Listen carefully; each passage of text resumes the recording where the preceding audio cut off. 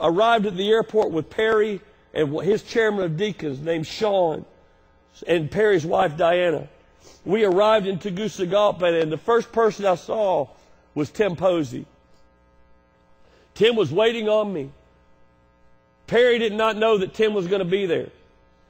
We walked out. Tim grabbed me, and I grabbed him. We hugged, and in a second, we walked out. Tim said, what time you want him back? Perry didn't know this guy from Adam's House Cat. We jumped in his old beat-up van and went out to the camp. I'm going to show you pictures next week. I've never seen poverty in my life. I've never seen poverty in my life like I saw where Tim is serving. I don't know the history of all that Tim's been involved in, but I'm going to do my homework this week. I'm going to tell you something. Tim Posey's the real deal. I'm telling you, he's doing a great work for God. And nobody on the planet's ever going to know about it. I've been there. I've seen it. I've watched what he's doing. Oh, has he made some mistakes in the past? Of course he has. So have I. But I'm telling you, under God, God's using him. As we drove up to that little camp, those kids at the feeding center were all there. They're feeding 100 children every day. 1 meal a day at lunch. Because the children go to school in the morning from 8 to 12. Or you go to school from 1 to 5. And in the middle of the day, the morning session lets out and the afternoon session's coming in. His feeding center is from here to the highway from the school. And as we drove up, those kids were in the feeding center eating fly-infested rice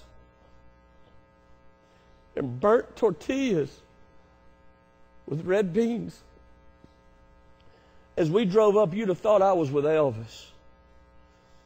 Kids come from everywhere. They were climbing on us, hugging us. And I'm telling you, Tim Posey is Elvis in Honduras. I mean, those kids loved him. There was nobody we met that did not greet Tim with a hug. No one. We drove up into the hillside to where my little adopted girl lives.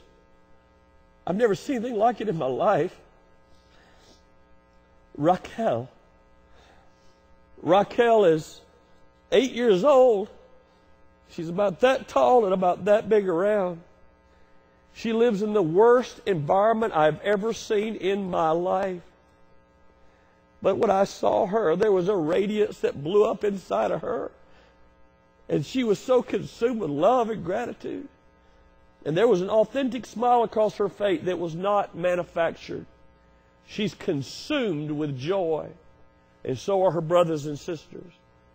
They feed 100 kids and do Bible study every single day. They have 4 employees that take care of that. They come in and do that. Then Tim comes back on the weekend with he and Rosa, Victor and the ladies. They have Sunday school out there at the center at 2 o'clock in the afternoon. They spread out on the hillside and they have Sunday school. And after that, they have worship together.